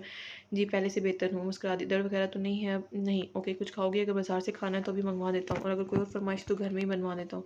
नहीं अरशद भाई, सिमरन भाभी ने अभी मुझे सूप पिलाया, किसी चीज़ का खाने का दिल नहीं चाह रहा। इसने जान निसार होती नज़रों से अपने भाई को देखा। चलो, जैसे तुम्हारी मर्जी। वैसे आज मेरी डॉक्टर से बात हुई है, सारी रिपोर्ट्स अल्लाह का शुक्र है ठीक है। ये प्लास्टर भी कल तक उतर जाएगा। जी अरशद भाई, प्लीज़ ये प्लास्टर सबसे पहले उतरवा दीजिए। ऐसा लगता है अपाहिज हो गई हूँ मैं। खुदा ना करे जाले, क्या और फुल बक बोल रही हो? बिल्कुल ठीक डांट पड़ी है। ऐसे नहीं बोलते गुड़िया, 1-2 दिन में ये प्लास्टर उतर जाएगा। अरशद भाई, मैं बेड पर लेटे लेटे बेजार हो गई हूँ। कुछ दिन की तो बात है, ठीक हो जाओगी। और बेटा, आपकी बेहतरी के लिए डॉक्टर ने प्लास्टर बांधा है, सलीम अहमद ने कहा। उन्हें भी एहसास था जाले बेजार हो गई है, वरना वो टिकने वाली कहाँ थी। और क्या, बस थोड़ा और सब्र कर लो। वैसे भी मेरी गुड़िया तो बहुत बहादुर है, इसने प्यार से समझाया। नजमा और सलीम अहमद इन दोनों बहन भाई की मोहब्बत देखकर मुस्कुरा दिए। अच्छा अरशद, कब तक निकलोगे? सलीम अहमद को अचानक याद है। 10 बजे की फ़्लाइट है पापा, बस फ्रेश होकर खाना खा के निकलता हूँ। कहीं जा रहे हो अरशद? नजमा ने पूछा। जी मामा, नैरोबी जाना है, फैक्ट्री के लिए कुछ मशीनरी देखनी थी, इस सिलसिले में जाना है। फिर वापसी कब तक होगी? 1 हफ्ता भी लग सकता है और 15 दिन भी। भाई साहब ने बताया, कब तक ज्वाइन करेंगे तुम्हें? सलीम अहमद की आज फ़हीम अहमद से मुलाकात नहीं हुई थी ऑफिस में। जी, ताया जान ने कहा है कि वो 1 दिन में वहाँ आ जाएंगे, क्योंकि अगर हम मशीन खरीद लेते हैं तो इनके दस्तखत तो लाजमी होने चाहिए। अर्शद, तुम सिमरन को भी अपने साथ ले जाओ। जाने वहाँ क्या खाओगे, कैसे खुद की देखभाल करोगे, मुझे फिक्र रहेगी। नहीं मामा, जाले की भी तबीयत ठीक नहीं है। हाँ, अगर नेक्स्ट टाइम ले गया तो मैं ले जाऊँगा। वैसे भी आपकी वो हर दफ़ा मेरे साथ जाती है, इस बार नहीं जाएगी। अर्शद होले से मुस्कुरा दिया। अर्शद भाई, आप मेरी फिक्र मत करें, मैं अब पहले से बहुत बेहतर हूँ। आप सिमरन भाभी को भी अपने साथ लेकर जाएँ, क्योंकि मैं अच्छी तरह जानती हूँ कि वो आपको खुद भी दिल के उनके बगैर नहीं लगेगा। जाले ने शरारती नज़रों से अपने चहेते भाई को देखा। चलो, तुम्हारी बात मान ली तो फिर तुम्हारी भाभी को कोई मनाएगा। अर्शद ने मुस्कुराते हुए एक और कमरे में सिमरन को आते हुए देख लिया। मैंने आपका सामान पैक करके गाड़ी में रखवा दिए, कपड़े भी वॉशरूम में लटका दिए। आप फ्रेश हो जाइए, फिर खाना गर्म करके खिलाती हूँ। सिमरन बेटा, तुम भी अपना सामान पैक कर लो, अरशद के साथ तुम भी जा रही हो? नहीं मामा, मैं माजरत चाहती हूँ, आपकी बात नहीं मान सकती, क्योंकि जाले को इस हालत में छोड़कर कहीं नहीं जा सकती हूँ। लेकिन हम सब हैं ना जाले के पास, देख लेंगे। नहीं मामा, मेरा दिल बिल्कुल नहीं लगेगा, पूरा ध्यान जाले में ही अटका रहेगा। सिमरन भाभी, मैं ठीक हूँ, आप चली जाइए। नहीं, जब तक तुम बिल्कुल ठीक नहीं हो जाती हो मैं कहीं नहीं जा रही हूँ तुम्हें छोड़ के। अब तुम खुद ही देख लो, तुम्हारी भाभी को हमसे ज़्यादा तुम्हारा ख्याल है। जहाँ भी गया हमेशा इसे अपने साथ लेकर गया, इसलिए तो आज 11 साल में भी एक दफ़ा इसकी खाला खालू के घर से एक रात भी रुकने नहीं दिया था। लेकिन मैं फिर भी मनाऊंगी। जाले को बिल्कुल भी अच्छा नहीं लग रहा था अरशद को यूँ अकेले जाता देखकर, वरना जब भी अरशद मुल्क से बाहर या शहर से बाहर गया था सिमरन को अपने साथ ही लेकर गया था। रहने दो जाले बेटा, सिमरन बेटी नहीं जाना चाहती तो जिद मत करो। सलीम अहमद ने शफकत से दोनों को देखा था। मगर पापा, मुझे बिल्कुल अच्छा नहीं लग रहा अरशद भाई का अकेले जाना। बस अब अगर एक लफ्ज़ और खा तो सही वाली डांट पटराई होगी। सिमरन ने बिलाखिर हल्का से इसे डांटा था। क्यों चाहती हो मेरी भी डांट पड़े? अरशद ने जिस मस्कीन सी सूरत बनाई थी, जाले मुस्कुरा दी, जबकि सिमरन ने इसका इशारा समझकर बुरी तरह झिम गई। आप फ्रेश हो जाइए, मैं जब तक खाना गर्म करके लगवाती हूँ। सिमरन ने अरशद का बगौर देखा, जो आज काफ़ी अरसे बाद बुरे मूड में लग रहा था, वरना जब से जाले की शादी हुई थी ज़रमीन इसे छोड़ के गया था, फिर जाले का बिखरना, रोना, तड़पना, इन सब हालात ने इसे बिल्कुल बदल कर रख दिया था। चलो भाई, हमारी होम मिनिस्टर ने ऑर्डर दे दिया जिसकी हुकूमतूली नामुमकिन है। अरशद ने दिलचस्पी से देखा। नजमा ने प्यार से अपने बेटे को, बहू को देखा और दिल से दोनों को उड़ा दी। अरशद को भी काफ़ी अरसे बाद उसके पुराने रूप में देख रही थी और खुश हो रही थी। बताओ ज़रा कितने खुश हैं, देख लें सिमरन भाभी, अरशद भाई को गोरियों के मुल्क जा रहे हैं, वो भी आपके बगैर। यकीनन कुछ दाल में काला है। अरे अरे, बड़ी लड़ाका बिल्ली हो, मेरी बीवी के दिल में शक डाल रही हो। अरशद ने मसनूई घूरा था, जिसको जाले पर कोई असर नहीं हुआ था। जी नहीं, यकीनन कोई तो बात है, वरना कभी आप सिमरन भाभी के बगैर जाते नहीं हैं। अच्छा है ना, थोड़ी सी आज़ादी मिलेगी, बल्कि मैं तो सोच रहा हूँ एक आधा फेर चला के आऊँ। अरशद आज फुल मूड में था। आप इस तरह हैरान होती रहिएगा। और अरशद भाई हवाओं में उड़ते जा रहे हैं, मुझे कह रहे हैं कि शक डाल रही हूँ और खुद अपने दिल की बातें कर रहे हैं। मैं नेकी में लिखा जा रहा होगा। तुम लोग बातें करो, मैं भी आराम करूंगा। सलीम अहमद अपनी जगह से खड़े हो गए, फिर अरशद को मुखातिब किया। अरशद, अगर कहो तो मैं एयरपोर्ट तक छोड़ने चलूँ? अरे नहीं पापा, मैं चला जाऊंगा, ड्राइवर छोड़ आएगा, आप आराम कर लीजिए, थक भी गए होंगे। तो चलो जैसा तुम बेहतर समझो। ओके बेटा, फिर मेरी तरफ से गुड नाइट। ओके पापा, गुड नाइट। मैं भी चलूँ, आपको एक कप गर्म काफ़ी दूँ, फिर वापस आती हूँ। नजमा भी खड़ी हो गई, सिस्ना में मकसूम भी वहाँ चली आई, सबको सलाम किया और जाले के पास बैठी। बेटा आप यहाँ जाले के पास हो? उन्होंने मकसूम पूछा। जी ममानी जान, आप बेफिक्र होकर जाइए, मैं सुबह तक जाले के पास हूँ, इसने धीरे से मुस्कुराते हुए। तो फिर क्या सोचा सिमरन भाभी आपने? देखें आखिरी बार सोच लिया, अरशद भाई आपका पल्लू छुड़ा के भाग रहे। सब समझ रही हूँ, तुम्हारा इरादा भी और तुम्हारे भाई का इरादा भी, मगर मैं फिर भी किसी सूरत नहीं जा रही हूँ, और इससे पहले कि टाइम ज़ाया करो मैं ही चली जाती हूँ। सॉरी अरशद भाई, आपको अकेले ही जाना पड़ेगा। बेवकूफ़, तुम जानती हो ना कि सिमरन तुम्हें किस कदर चाहती है। मैं जानता था कि वो कभी भी तुम्हें इस हालत में छोड़ कर नहीं जाएगी, मगर अरशद भाई मुझे बिल्कुल भी अच्छा नहीं लग रहा। फिर आपका खुद का दिल भी तो नहीं लगेगा। कोई बात नहीं, नेक्स्ट टाइम। अगर हाँ, तुम्हारा इस बार दूसरी बात पर ज़रूर गौर किया जा सकता है। कौन सी बात? अरे दिल लगाने वाली, वहाँ एक आधा फेर चलाकर दिल लगाया जा सकता है। अरशद भाई, अरे यार मजाक कर रहा हूँ, भला तुम्हारी भाभी से भी ज़्यादा कोई अच्छा हो सकता है? वो हल्के से हंस दिया। चलो अब ऐसा है, तुम आराम करो, मैं भी फ्रेश होकर निकलूंगा। ठीक है, फ़ी अमान अल्लाह, अल्लाह हाफिज़। अरशद ने इसके सर पर हाथ रखकर बाहर निकल गया। मकसूम जितनी हैरान होती कम था। वो पहली बार अरशद को यूँ हंसता हुआ देख रही थी, बल्कि मजाक करता हुआ देख रही थी, वरना अरशद को जब भी देखा सख्त अंदाज में देखा। अरशद भाई को मुस्कुराना भी आता है? दिल का सवाल ज़बान तक आ ही गया। हैरानी भरी आंखें जाले पर थीं। पहले अरशद भाई ऐसे नहीं थे, बहुत हंसमुख थे, हर वक्त मुझे छेड़ते और मामा पापा से डांट खाते थे, लेकिन मेरी शादी के बाद से बहुत बदल गए हैं, बहुत रिजर्व हो गए हैं। तुम जरमीन भाई से भी डरती हो? इसने ज़रा हैरान होकर पूछा था, क्योंकि 2-3 दफ़ा की मुलाकातें खुद इसके सामने भी हो चुकी थी। हाँ पहले डरती थी, मगर अब नहीं, मुझे अब उनसे बिल्कुल भी डर नहीं लगता।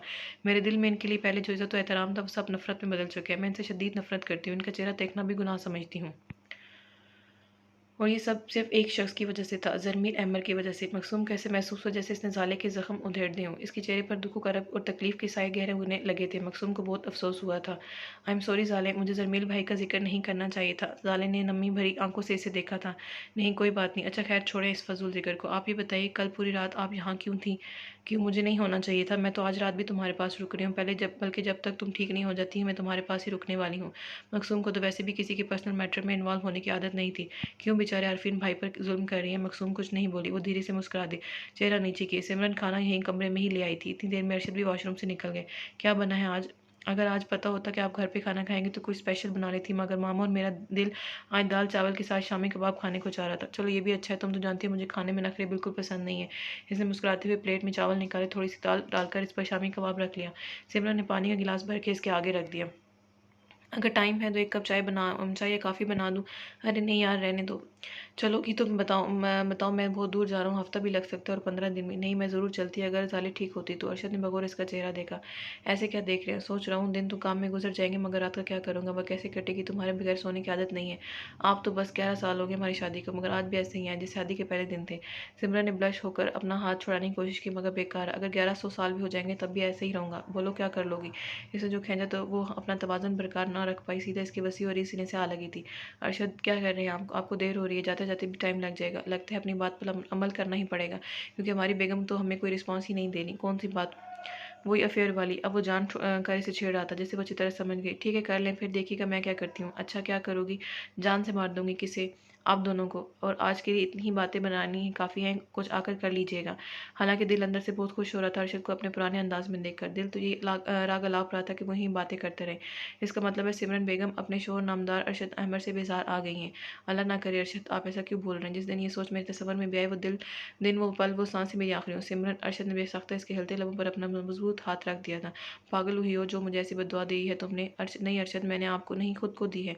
तो मैं और तुम अलग अलग हैं क्या? नहीं तो? इसने नफ़ी में इधर उधर गर्दन हिलाई। तो फिर अपना कान पकड़ो और सॉरी कहो। सॉरी? अरे मेरे क्यों? क्योंकि मैं और आप अलग अलग हैं क्या? समझदारी से इसकी बात इसी को लौटा दी। वो चालाक हो, इसकी बात को समझते हुए इसने इसकी नाक जोर से दबा दी। थैंक यू, वो भी होले से मुस्कुरा दी। ऐसा महसूस हो जैसे इसकी ज़िंदगी मुस्कुरा रही हो। हर सू फूल ही फूल भी खिल रहे थे। अच्छा, अब और देर मत करें, आपकी फ़्लाइट का भी टाइम हो रहा है। वो इसके पास से हटी और मामूल की तरह टेबल पर इसके मोबाइल और वॉलेट इसे दिया। मिस करोगे? ये भी कोई पूछने की बात है? ये तो है। अल्लाह हाफिज़, आप अपना बहुत ख्याल रखना। मैं हर रात तुम्हें फ़ोन करूँगा। मैं इंतज़ार करूँगी। और भाई, तुम्हें ठीक होना है या नहीं? आरफीन इसी कमरे में आया था इससे मिलने, ज़रूरी सिर्फ तुम्हारी वजह से मैंने 3 दिन आगे बढ़ाए, मगर अब सोच रहा हूँ मैं और मकसूम अकेले ही चले जाएं। आरफीन भाई, लगता है आपको अपनी जान अजीज़ नहीं है। जाली चुप रहने वालों में से नहीं थी। हमें अपनी जान बहुत अजीज़ है, तुम्हें क्या खबर? वो इसकी पुरशौक नज़र मकसूम पर थी, जो किसी से छुपी नहीं रह सकी। जो कि आपकी जान जाले के जंगल में फंसी हुई है। हिरा ने इसकी नज़र की चोरी पकड़ते हुए मुस्कुरा के मकसूम को देखने के बाद आरफीन को देखा। और ये जान आपकी फंसी रहेगी जब तक मैं बिल्कुल ठीक नहीं हो जाती हूँ। जाले ने माहौल का मजा लिया था। आरफीन को छेड़ना इसे हमेशा से ही बहुत लुत्फ अंदोज करता था। अब बोले आरफीन भाई, अब बहुत मज़े आ रहे हैं ना यहाँ आपके, जो हम आपको हनीमून अकेले मनाने देंगे? नहीं, ये दुनिया का पहला हनीमून होगा जो तुम मुल्कुल मौत साथ होगी हमारे। आरफीन ने जले दिल के फपोले फोड़ लिए। आप भी हंस ले, मुझे तो बिल्कुल ही अकेला कर दिया। आरफी ने शिकायती नज़रों से सिमरन को देखा था। नहीं, आज मेरी स्पोर्ट तुम्हारे साथ है। क्या मतलब? अरशद चले गए, यहाँ जाले के पास मैं रुक रही हूँ। काश पहले ही चले जाते, मुझे यूँ एक हफ्ते अकेले सोना तो नहीं पड़ता। तौबा है आरफीन भाई, आपने तो बेबाकी में जाले का भी रिकॉर्ड तोड़ दिया है। हिरा बात को समझते हुए बुरी तरह झिम गई। अगर मैं यूँ बिस्तर पर इस तरह ना लेटी होती तो तुम्हें अच्छी तरह बताती। एक तो तुम्हारे लिए भला सोचो और तुम हमें ही रगे दो। जाले ने हिरा को घूर के लिताड़ा। ओ सॉरी, मैं तो मजाक कर रही थी। आरफीन भाई, आप बहुत बदतमीज़ हैं। अरे वो क्यों? मैंने क्या कर दिया? लड़ तुम दोनों रही और इल्ज़ाम हमें, और ये लड़ाई आपकी वजह से ही हुई है। आप तो पक्के दुश्मन हैं हमारी दोस्ती के। जाले को फिर से ऐसी बातें सुनाने का मौका मिला। फिर तुम दोनों को हमेशा ही एक दूसरे से चिपका ही पाता हूँ। कभी जो ये याजूज माजूज की जोड़ी अलग अलग नजर आए, जाने क्या खिचड़ी पकनाती रहती हो। इसमें हमारी मासूम सी बेगम को भी शामिल कर लिया। देख लें जाले कैसे हमें मकसूम भाभी के सामने बेइज्जत कर रहे हैं। हिरा ने जाले का हाथ थाम लिया। मकसूम भाभी क्या सोच रही होंगी हमारे बारे में? इस बात से बेफिक्र हो, तुम्हारी मकसूम भाभी के ऊपर की मंजिल टोटली खाली है। वो मेरे अलावा कभी कुछ फजूल नहीं सोचती हैं। देखा किस कदर चालाक है ये। मकसूम भाभी की तारीफ भी की तो किस अंदाज में कि उन्हें गुमान ना हो अपनी इस कमजोरी का। और हमें जो फजूल बोल गए, तुमने गौर नहीं किया। जाले तो बस लेटे लेटे घूरी जा रही थी। बस चलता तो कच्चा चबा जाती आरफीन को। कोई बात नहीं जाले, तू जल्दी से खड़ी हो जा, फिर मिलकर इनकी खबर लेते हैं। ठीक बोल रही है। वह कहते हैं ना, मेंढकी को भी जुकाम हो गया। वही हिसाब है इस वक्त इनका। जाले अपना हर हिसाब बाक करने वालों में से थी। ओ माय गॉड, अब बस भी करो, कितना लड़ोगे बेचारे अरफीन से। एक तो इसकी बेगम को हथिया के बैठी हो, मासूम शिकवा भी नहीं कर रहा। सिमरन जो मुसलसल इन लोगों की गुफ्तगू पर मुस्कुरा के लुत्फानंदोज हो रही थी, बोल पड़ी। जी। दोनों ने बेयक्त आवाज़ कहते हुए सिमरन को देखा। बेचारा मासूम। सिमरन भाभी, कुछ तो रहम करें। बस बस, अब लड़ाई झगड़ा खत्म। सिमरन भाभी ने मेरी साइड ले ली, खिसाई खत्म। आरफीन ने हाथ उठा के मामला खत्म करना चाहिए। इसकी आदत थी, कोई भी जरा सी इसकी साइड ले ले, वो वही स्टॉप होकर वहां से भाग जाता। कोई बात नहीं, अभी बहुत से मौके आएंगे, हम अपनी टीम में आपकी बेगम को भी शामिल करेंगे। जाले ने इशारों में ही से धमकी दी, जिस पर वो होले से हंस दिया। देखो जरा, मुझे कुछ बताना था और कुछ पूछना था, मगर इन याजूज माजूज के चक्करों में आकर सब भूल गया। वो हंसकर फिर इन दोनों पर मिसरा कसते हुए सिमरन की तरफ घुमा था। देख लीजिए अपने मासूम बेचारे सिर्फ शोर को। जाले ने मकसूम को देखा।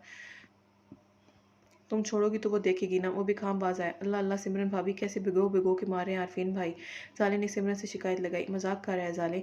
कोई बात नहीं, छोड़ने वाली तो मैं भी नहीं हूँ। देखिएगा, इस्लामाबाद चले फिर बताऊंगी।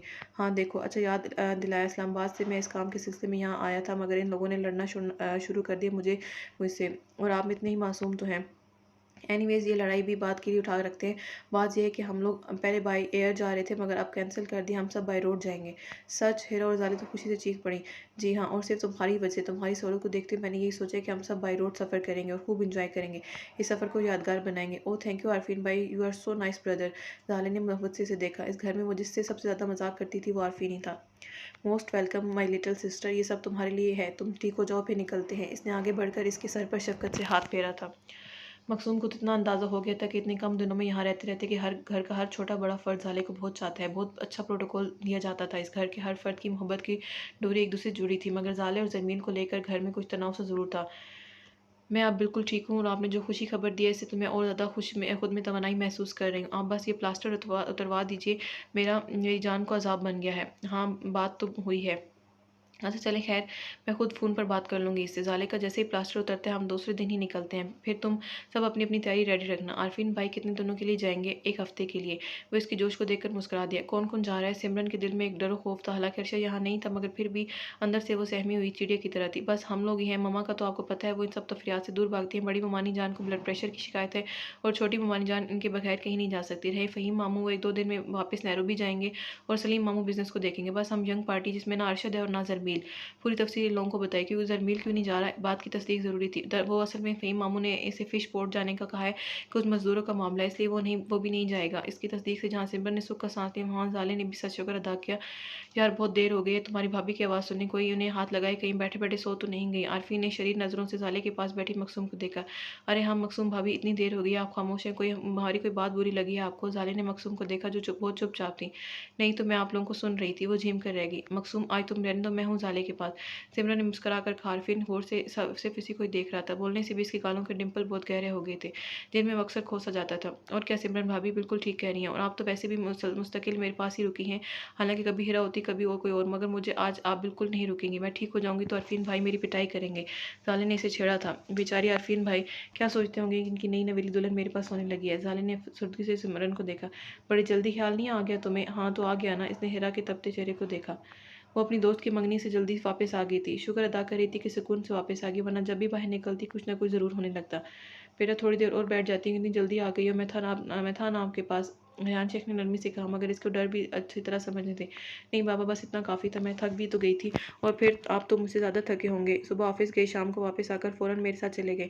तो क्या हुआ, अपनी बेटी के लिए तो जान भी हाजिर है। अच्छा एक काम करते हैं, अच्छी सी काफ़ी पीते हैं, क्या ख्याल है आपका? बहुत अच्छा ख्याल है। वैसे भी इस कदर थकी हुई थी कि ऐसा लग रहा था जैसे मीलों से मुसाफत तय करके आई हो। ज़हनी सुकून तो बिल्कुल जैसे ख़त्म हो गया था। दिल को अजीब सा धड़का लगा रहता था कि अब कुछ होने वाला है। तो ठीक है नूरी, जाओ और अच्छी से 2 कप गर्मा गर्म कॉफ़ी ले आओ।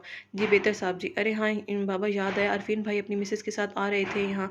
हाँ राबिया भाभी से मेरी बात हुई है, वो बता रही थी कि इनके भाई की बेटी ज़ाले सीढ़ियों से गिर गई है, तो सर पर गहरी चोट आई और पैर में मोच आने की वजह से प्लास्टर भी चढ़ा है उन्हें। जैसे ही वो ठीक हो जाएगी तो आएंगे सब लोग। ये वही कज़न है ना ज़ाले अरफीन भाई की, जिनकी शादी बिल्कुल अचानक इनके दूसरे कज़न जरमील से हुई थी? हाँ शायद आपको याद है जी, असल में हम लोग इत्तेफाक से वहीं पर थे तो शादी भी अटेंड की, मगर वो तो ज़ाले सुबह ही ज़ाले को छोड़कर चले गए थे। बेटा ये तो मुझे मालूम नहीं, फिर ये तो इनका अपना पर्सनल मैटर है ना। वो सिर्फ सारे ला के रहेगी। अच्छा अब एक बात और बतानी है आपको। जी कहिए। बाबा 1 मिनट। नूरी तुम यूँ करो, जाओ और जाकर सो जाओ, फिर तुम मेरे लिए मेरे से पहले ही सुबह सोकर उठती हो। नूरी तो वैसे ही हुक्म की गुलाम थी, तेजी से कमरे में चली गई। वानिया, मैंने आपकी बात लंदन के मशहूर सर्जन से की है। आपकी सारी रिपोर्ट्स डॉक्टर मेडी रूप को भिजवाई हैं। उन्होंने आप ऐसे अच्छी तरह स्टडी करने के बाद 1 हफ्ते बाद मुझे फैक्स भेजा है। आपका एक छोटा सा ऑपरेशन होगा, इंशाल्लाह आप बिल्कुल ठीक हो जाएंगे। नहीं बाबा, मैं ऐसे ही ठीक हूँ, इतनी तकलीफें उठा चुकी हूँ, अब डर लगता है खुदा ना खास्ता ये ऑपरेशन नाकाम हो गया तो जो मेरे दिल में मामूली सी उम्मीद रोशन है, वो उम्मीद भी कहीं बुझ ना जाए। मगर वानी बेटा, चांस तो लेना पड़ेगा। जहाँ आपने इतनी तकलीफें उठाई हैं वहाँ थोड़ी सी और सही। और फिर डॉक्टर्स ने 100% ऑपरेशन के कामयाब हो जाने की उम्मीद दिलाई। उन्होंने भी उम्मीद दिलाई और वसूख से नहीं कहा। नहीं बाबा, मैं ये रिस्क नहीं ले सकती, मैं ऐसे ही ठीक हूँ। इतनी बड़ी पहाड़ जैसी ज़िंदगी है, मुझे नहीं मालूम कब मेरी आंख बंद हो जाए। मैं आपको अपने पैरों पर खड़ा हुआ देखना चाहता हूँ। प्लीज़ बाबा, ऐसी खौफनाक बातें तो मत करें, मैं आपके बगैर कैसे जी सकूंगी? और वो जो है, मैं अपने दिल पर पत्थर रखे आपको इस हालत में देखकर जी रहा हूँ। चलिए ठीक है, मगर मैं इस बारे में सोचूंगी। आपने इस तरह ब्लैकमेल किया है कि मैं और कुछ आगे बोल ही नहीं सकती, मगर सोचना ज़रूर अपने लिए, ना सही मेरे लिए ही सही। अच्छा बेटा, टाइम बहुत हो गया, अगर आप चाहें तो मैं आपको छोड़ दूँ आपके रूम में। नहीं बाबा, मैं चली जाऊँगी, आप भी अपने बेडरूम में आराम करें, मैं भी चलूँगी। नूरी बेड के पास नीचे कारपेट पर अपना बिस्तर डाले लिहाफ के अंदर बेखबर सो रही थी। इसने एक नज़र इसे देखा और बैसाखी के सहारे चलती ही वॉशरूम में आ गई। थोड़ी देर बाद आकर बैसाखी को साइड में रखा और अपने नरमो मुलायम बिस्तर पर दराज हो गई। आज बहुत सुकून का दिन गुजरा था। वो जितना अपने रब का शुक्र अदा करती कम था कि आज अफरीदी से सामना नहीं हुआ था। जानी ये आसेब और इसका कहाँ तक और कब तक पीछा करेगा, ये कब इसकी जान छूटेगी। वो जो पल पल डरो खौफ के जेर असर जिंदगी गुजारने लगी थी, कब सुकून का लम्हा नसीब होगा, वो थक गई थी। इसकी कच्ची नींद इसने अभी थोड़ी देर हुई थी, इसकी आंख लगे कि इसके सराहने मोबाइल ज़ोर से चीखने लगा। इसकी कच्ची नींद हड़बड़ा के रह गई। हेलो तुम्हारी अल्फाज की लड़खड़ाहट बता रही है कि तुम मुझे पहचान गई हो। फ़ोन इस वक्त इसका हो सकता है। आह वानिया, बहुत सुकून मिलता है मुझे तुम्हें तकलीफ में देखकर, मगर आज का दिन तुमने बहुत सुकून से गुजारा होगा, बहुत खुशी खुशी मंगनी अटेंड की अपने बाप के साथ। वो तो बहुत खुशफहमी का शिकार हो गए होंगे कि आज वो तुम्हारे गार्ड बनने फिर रहे हैं, तो इनकी वजह से मैं तुम्हारे सामने नहीं आया। खैर, बहुत जल्द इनकी खुशफहमी दूर कर दूंगा। तुम क्यों परेशान कर रहे हो? खुदा के लिए छोड़ दो ना मेरा पीछा। बुरहान-सी आवाज़ में आज इसी इल्तिजा की। छोड़ दूँ हूँ, इतनी आसानी से मेरा मकसद पूरा हो जाए बगैर तुम्हें छोड़ दूँ? तुम्हारे बाप ने जो दुख दिया इसके बदले में तो मैंने तुम्हें अभी तक कुछ भी नहीं लौटाया। खैर, ये तो बात की बात है, इस पर बहस चलती रहेगी। मैंने तो ये सोचकर फ़ोन किया कि आज मैं तुमसे मिला नहीं, तुम्हें देखा नहीं, तुम्हारे चेहरे पर डर और खौफ के साए मंडलाते हैं मुझे देखकर, तो इनसे मुझे बहुत सुकून मिलता है। मगर पता नहीं क्यों मेरा दिल बेचैन हो रहा, नींद नहीं आ रही। मैं पूरे कमरे के कितने ये चक्कर काट चुका हूँ और इसी वक्त तुमसे मिलने तुम्हारे बेडरूम में आ रहा हूँ, तुम्हारे बाप के सामने आए। तुम्हारे बाप का भी तो घमंड टूटे ज़रा। नहीं, तुम ऐसा कुछ नहीं कर सकते बाबा। वो ज़ोर से चीखने चिल्लाने लगी। मोबाइल भी हाथ से गिर गया। वो लेटे से बैठ गई थी। वानिया की दिल सोच चीज़ से बुरी तरह डर के रह गई और खुद से पर से लाफ उठाए वो उठी थी तेजी से और वानिया के पास है। क्या वो वानिया बीबी क्यों रो रही हैं? कोई बुरा ख्वाब देख लिया आपने? तो तुम जाओ जल्दी से बाबा को बुला के लाओ। जाओ, देर मत करो, जल्दी बुला के लाओ, जाओ। इसने गुस्से से जाओ जल्दी से बाबा को बुला कर लाओ। जी मैं अभी जाती हूँ। क्या बात है वानी बेटा, क्या हुआ? क्यों इस तरह रो रही हो? इसकी ऐसी बिखरी हालत, इस तरह ज़ारों के तार बिलक बिलक कर रोना रेहान शेख को सही मानों में चकरा के रख गया। बाबा बाबा वो आ रहा है, इसका फ़ोन आया तो वो आ जाएगा। मगर इसने कहा है वो ज़रूर आएगा। बाबा आप मेरे पास रहे, वो बहुत जंगली जानवर है, मुझे इससे बचा ले। रिलैक्स बेटा रिलैक्स। कौन आ रहा है? किसकी बात कर रही हो? बाबा वो आफरीदी आ रहा है, इसका फ़ोन आया है, वो मुझे बहुत डर लग रहा है। आफरीदी, ये नाम सुनकर रेहान शेख का खून खोल उठा। आंखों में गुस्से की शरारे दौड़ने लगे थे। बस दिल दिमाग यही गवाही दे रहे थे कि इस वक्त वो इस लम्हे इनके सामने हो तो इसका रेशा रेशा अलग कर दें। वानिया बिल आखिर दिल पर जबर करके उन्होंने इसको दोनों शानों से पकड़कर बुरी तरह डांटा। मेरी बात गौर से सुनो, वो नहीं आएगा यहाँ, इसमें इतनी हिम्मत नहीं है मेरा सामना करने की। आप समझने की कोशिश करें, वो सिर्फ आपको मेंटली टॉर्चर कर रहा है और कुछ नहीं। आप सच बोल रहे हैं ना? वो नहीं आएगा, नहीं आएगा, मैं हूँ यहाँ, आप बस सो जाइए सुकून से। उन्होंने इसके सर पर हाथ फेरा और लिटा दिया। नूरी को सामने रखी चेयर लाने को कहा। वहीं बेड के पास रखे विराजमान हो गए। पूरी रात जूझ जागती गुजार दी। रेहान शेख इस वक्त इतनी बेबस थे और लाचार भी हो सकते थे, कभी सोचा भी नहीं होगा। सुबह के 6 हो गए थे। मस्जिद से मौज़िन ने अज़ान की सदा देना शुरू कर दी। उन्हें याद नहीं कि उन्होंने आखिरी बार मस्जिद की कब शक्ल देखी होगी। बस कारोबार दुनिया में इस कदर मगन रहे। मगर ये आफरीदी है कौन? ये नाम इनके दुश्मनों की लिस्ट में नहीं था। ऐसा क्या नुकसान हो गया था इनसे कि इसने बिजनेस को ही नहीं, इनकी बेटी, इनके लखते जिगर, इनकी जान, सब कीमती शय, इनकी कुल कायनात, इनकी बेटी को नुकसान पहुंचाया था? वानी जान आप फिक्र मत करें, आपके एक आंसू का बदला मैं इस अफरीदी रजील से इंसान से लूँगा। मैं किसी कीमत पर नहीं बख्शूंगा, ये मेरा आपसे वादा है। वो दिल से में पक्का आज़म करते हुए उठे थे और इनकी तसल्ली होगी कि वानिया सुकून की नींद में है। बड़ी मुश्किल से संभालते हुए इसे, मगर सुबह जाकर वो बेखबरी की नींद सोई थी। वो तो कमरे से बाहर निकले मगर नूरी का ऑर्डर करना ना भूले थे, किस कदर, जो कि यहाँ का नहीं था, किसी दूसरे मुल्क का था, पाकिस्तान से बड़े मुल्क का। उन्होंने ओके का बटन प्रेस करके मोबाइल कान से लगाया। किस कदर जानदार फतह मंदाना हंसी थी। कितने ही पल वो ज़ोर ज़ोर से हंसता रहा था, जैसे अपनी जीत का जश्न मना रहा हो। रेहान शेख के कान सुन होकर रह गए। सच रेहान शेख, इस वक्त तुम्हारी शक्ल देखने वाली होगी, पर सद अफसोस मैं तुम्हारी ऐसी शक्ल देखने से महरूम रहा। पूरी रात परेशान रहे होगे अपनी बेटी की ऐसी हालत देखकर, जब बेचारी पागल होने लगी है। सीरियसली मेरे दिल पर बहुत सुकून की बारिश हो रही है, अंदर एक ठंडक सी महसूस हो रही है। तू सिर्फ एक बार मेरे सामने आ जा, फिर बताता हूँ परेशान होना किसे कहते हैं। वो हालत करूँगा खुद अपनी शक्ल भी भूल जाएगा। बुज़दिलों की तरह पीछे से वार क्यों कर रहा है? मैं था तो सामने आ, ज़रूर आता तुम सामने, तुम्हारी ये ख्वाहिश ज़रूर पूरी करता, बशर्ते कि इस शहर में होता। रेहान शेख, तिनका तिनका करके मारूंगा तुम्हें, अभी और तुम्हारी अपाहज बेटी को। खबरदार अपनी नापाक ज़बान से मेरी मासूम बेटी का नाम भी लिया तो। अच्छा, तो तुम अभी तक इस गुमान में हो रेहान शेख, तुम्हारी बेटी का नाम तो क्या है? इसके नाम के साथ मेरा नाम जुड़ा है, तो क्या बिगाड़ लिया तुमने? कुछ नहीं, और आगे भी तुम मेरा कुछ नहीं बिगाड़ सकते। ये तो वक्त ही बताएगा। और रही तुम्हारा नाम, तो ये फजूल बात है। मेरी बेटी के नाम के साथ फिलहाल मेरा नाम ही जुड़ा है। मैं ज़बरदस्ती के निकाह को कोई अहमियत नहीं देता और ना ही मेरी बेटी देगी। कुछ दिन और रेहान शेख तुम्हारे पास इस खुशफहमी से निकलने के लिए, फिर तो मैं जो करूँगा वो तुम्हें ही तुम्हारी बेटी को कबूल करना पड़ेगा। ऐसे घाव दूंगा कि तुम्हारी आने वाली 7 नस्लें याद रखेंगी। धमकी दे रहे हो? धमकी? धमकी तो रेहान शेख तुम जैसा बुज़दिल इंसान ही दे सकता है, तो हम तो अमल के कायल हैं। कहाँ भाग गए? वो तो तुम्हें और तुम्हारी बेटी को ज़हनी टेंशन देने की मामूली सी डोज थी, जिसमें 100% कामयाब भी रहा हूँ। पूरी रात इसने डर डर के रो रो के गुजारी होगी, और तुमने तो इसका डर और खौफ ख़त्म करने में, इसको बहलाने में, चुप करवाने में सच्ची मज़ा आ गया। और तुम फिक्र मत करो, मैं आऊँगा, ज़रूर सामने आऊँगा। ज़ाले, आज तुम्हारा प्लास्टर उतर जाएगा। बोलो तो यहीं डॉक्टर बुलवा लूँ या अस्पताल चलोगी? सिमरन इसके लिए सेब काट रही थी और एक फांक काट कर इसके मुंह में डाल रही थी। नहीं सिमरन भाभी, मैं अस्पताल ही चलूँगी। सच इस कदर उकता गई हूँ, बेड पर लेटे लेटे कमरे में बिल्कुल कैद होकर रह गई हूँ। बाहर निकलना चाहती हूँ, मैं अस्पताल ही चलूँगी। चलो ठीक है, फिर तुम जल्दी से ये सेब ख़त्म करो और मैं तुम्हारे कपड़े चेंज करवा दूँगी, फिर चलते हैं। आहिस्ता आहिस्ता बातों में सिमरन ने इसे 2 बड़े सुख सेब खिला दिए थे। अरे ये क्या कर रही हो? नजमा अपने बेडरूम से निकल कर ज़ाले के पास ही आ रही थी। इसे इन दोनों के सहारे आते देखकर तो तेज़ी से इन दोनों के पास है। मामा, मैं अस्पताल अस्पताल जाऊँगी। मगर बेटा डॉक्टर फ़रीद ने कहा है वो खुद शाम में यहाँ आ जाएँगे, जहाँ इतना सब्र किया वहाँ थोड़ा सा और कर लो। नहीं मामा, अब मुझसे ज़्यादा सब्र बिल्कुल नहीं होता। जब तक डॉक्टर अंकल ने कहा है आज निकलेगा तो शाम की देर क्यों करें? मगर चंदा तुम नीचे कैसे उतरोगी सीढ़ियों से? नजमा परेशान हो गई थी। इसकी निराली ज़िद थी क्योंकि घर में इस वक्त कोई मर्द मौजूद नहीं था। मैं हिम्मत कर लूँगी मामा, आप परेशान मत हो।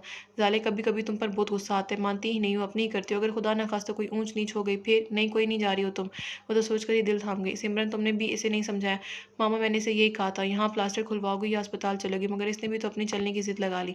हद होती है जिद्दीपन की भी। बस मैंने कह दिया तुम शाम में चलोगी या फिर डॉक्टर फरीद खुद यहाँ आ जाएंगे। नहीं मामा, मुझे अभी जाना है। मगर ज़ाले तुम्हारे पापा आरफिन भी तो नहीं है ना? नीचे ज़रमील जो आसिफ खुदाफिज कहकर निकल लगा था, ऊपर से आती आवाज़ें ऊपर रुक गया। वो तो समझ गया था कि मामले की नोयत को। ज़ाले की ज़िद्दी तबीयत से भी वो अच्छी तरह वाकिफ़ था, मगर इसने कह दिया तो वो अपने कहे पर ज़रूर अमल करेगी। वो अपना जाना थोड़ी देर के लिए मुलतवी किए ऊपर चला है और इसके पीछे आसिया भी आ गई। क्या बात है चाची जान, आप परेशान क्यों लग रही हैं? ज़रमील ने संजीदगी से नजमा से पूछा। इसका ऊपर आना ज़ाले को इस कदर नागवार गुजरा कि सिमरन को चलने का कहने लगी।